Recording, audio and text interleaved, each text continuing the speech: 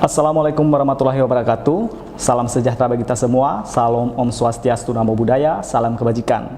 Perkenalkan, nama saya Syukur Desti Eligule dan saya sebagai pembicara ketiga dari tim delegasi Universitas Pamulang. Bapak Ibu juri yang saya hormati, melanjutkan daripada argumentasi pembicara pertama dan pembicara kedua, di mana teman-teman saya tadi telah menerangkan bahwa seharusnya gerakan sosial dalam bidang ekonomi itu bahkan tidak diperlukan, dikarenakan bahwa yang pertama, bahwa tanggung jawab ekonomi merupakan alat tanggung jawab negara, dan ini sudah kian dilakukan sejak dari awal terbentuknya Negara Kesatuan Republik Indonesia. Terbukti dalam Undang-Undang Dasar 1945 dalam pasal 34 ayat 1 mengatakan bahwa fakir miskin dan anak terlantar itu dibiayai oleh negara. Ini menandakan bahwa sudah banyak upaya-upaya yang dilakukan untuk menyejahterakan rakyat berkaitan dengan masalah perekonomian ini. Tetapi Bapak Ibu juri yang saya hormati, pertanyaan yang perlu kita jawab sekarang adalah, apakah kesejahteraan rakyat bisa tercapai hanya karena ekonomi yang memadai? Bapak Ibu juri yang saya hormati, hal inilah yang saya sayangkan ketika Bapak Ibu juri ketika pihak pemerintah mengatakan bahwa harusnya gerakan sosial ini difokuskan pada masalah ekonomi saja.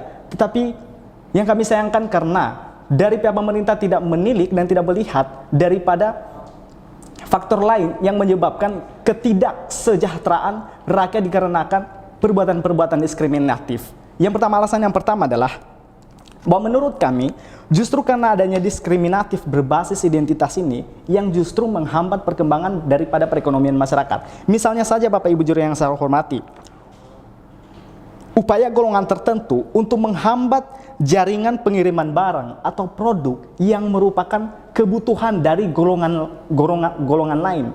Tetapi karena menyeberangi wilayahnya, maka yang punya wilayah mengatakan bahwa kami tidak memperbolehkan dikarenakan golongan lain itu adalah bukan bagian dari kami dan itu adalah musuh kami. Dan itu didasarkan atas perbuatan diskriminatif, Bapak Ibu juri yang saya hormati. Kemudian yang kedua juga berkaitan dengan masalah gender. Bapak Ibu juri yang saya hormati, kami mengatakan bahwa sepanjang hak asasi manusia setiap orang, baik itu perempuan, laki-laki, anak-anak dan orang dewasa tidak terpenuhi, maka tidak pernah ada atau terciptanya kesejahteraan di dalam masyarakat itu. Yang ketiga, fakta lainnya bahwa diskriminasi terjadi bukan karena ekonomi semata, tetapi buktinya adalah adanya kasus diskriminatif, intoleran, rasisme itu dilakukan oleh para masyarakat yang ekonominya kuat. Bapak Ibu juri yang saya hormati, saya ingin memberikan sebuah contoh.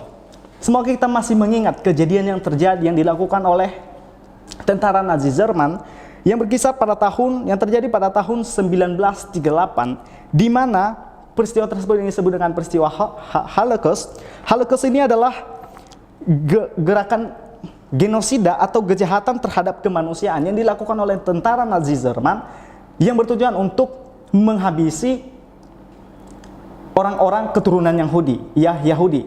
Nah, apakah kemudian genosida atau Holocaust ini terjadi karena ekonomi? Tidak, tetapi karena diskriminatif, karena perbuatan-perbuatan rasisme yang dimiliki oleh orang Jerman, tentara Jerman yang dipimpin oleh Hitler waktu itu. Makanya terjadilah kemudian penindasan yang dialami oleh bangsa Yahudi atau orang-orang Yahudi.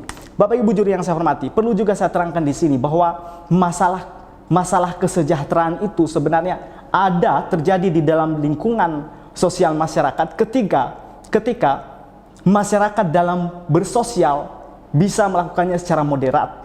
Tetapi masalahnya di sini, kenapa kemudian masyarakat tidak akan sejahtera sepanjang masyarakat dan manusia-manusianya itu memahami bahwa dalam bersosial itu mereka radikal, artinya mereka lebih menonjolkan perbedaan-perbedaan daripada persamaan. Maka ketika hal itu terjadi, disitulah ekonomi tidak akan berfungsi, tidak akan ada gunanya apa-apa. Makanya di sini kami mengatakan bahwa kami sangat menolak mosi perdebatan kita kali ini dengan alasan-alasan itu. Maka Bapak Ibu juri yang saya hormati, kesimpulan terakhir saya adalah bahwa perilaku yang tidak diskriminatif yang akan memberikan kesejahteraan kepada masyarakat, bukan atas dasar ekonomi yang memadai saja. Demikian yang dapat saya sampaikan. Atas perhatian saya ucapkan terima kasih. Wassalamualaikum warahmatullahi wabarakatuh. Salam Om Santi Santi Om, Namo Buddhaya, salam kebajikan.